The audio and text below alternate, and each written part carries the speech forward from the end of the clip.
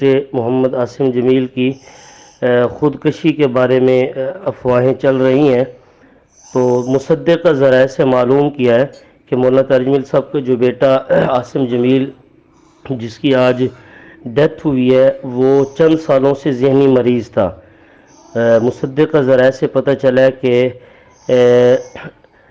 Professor type اچھے ڈاکٹروں نے مولانا طارق جمیل صاحب کو یہ کہا ہوا تھا کہ اس کے باہر حصار رکھا جائے، ممکن ہے یہ اپنی جان بھی نہ لے لے، تو مائنڈلی وہ اپسیٹ تھا، اور اس کو جو ہے وہ شعائیں بھی کچھ عرصے سے مسلسل ذہن پہ لگائی جا رہی تھی، تو وہ ذہنی مریض تھا۔ ماشاءاللہ علماء جانتے ہیں اگر ایسا شخص ہو تو وہ مرفوع القلم احادیث کی روشنی میں ہوتا ہے، تو اس عاصم جمیل کی موت کو مولانا طارق جمیل صاحب کے ساتھ قطعا نہ جوڑا جائے۔ وہ ایک عظیم شخص ہیں، اللہ تعالیٰ نے ان کو لاکھوں کروڑوں لوگوں کی ہدایت کا ذریعہ بنایا ہے۔ شاید ہو سکتا ہے کچھ دین دشمن عناصر مولانا طارق جمیل صاحب کی اس محنت کو شیطان کی صورت میں ضائع کرنے کی کوشش کریں گے۔ اللہ تعالیٰ مولانا طارق جمیل صاحب کو اس عظیم سانحہ پر صبر جمیل نصیب فرمائے۔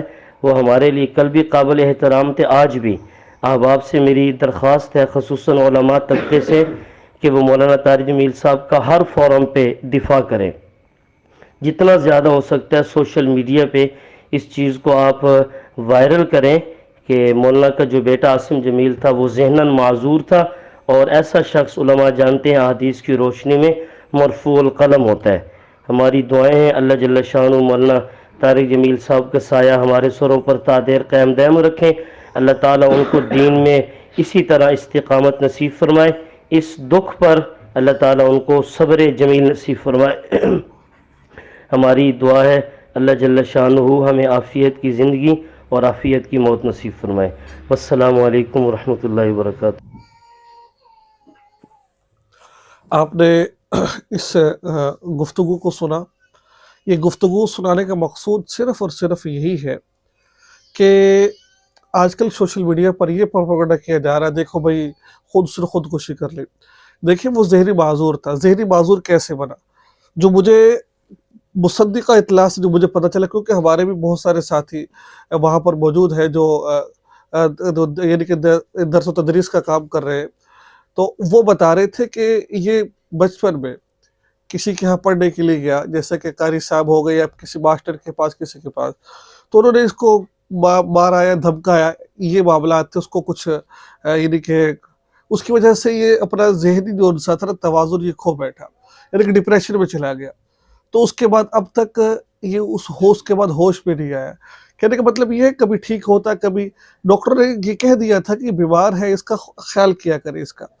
تو یہ حقیقت ہے یہ والی، اور اس سے اپنی بیوی کو بھی طلاق دے دی تھی کچھ دن قبل۔ تو یہ معاملہ تھا، یہ والا پیش آیا ہے۔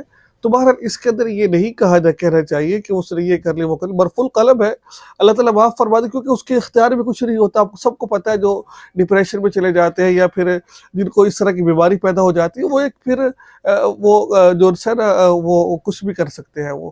تو لہٰذا ہم یہی دعا کرتے ہیں اللہ تبارک و تعالیٰ ان کی قابل بخشش فرمائے اور جنت الفردوس میں اعلیٰ مقام عطا فرمائے۔ اور مولا ایک بہت بڑے متقی پرہیزگار اور لاکھوں کروڑوں لوگوں کے دلوں پر راج کرتے ہیں، ہزاروں لوگ لاکھوں لوگ مسلمان ہوئے ہیں، ہم ان کے بارے میں ایسا نہیں کہہ سکتے جو لوگوں میں مشہور ہے۔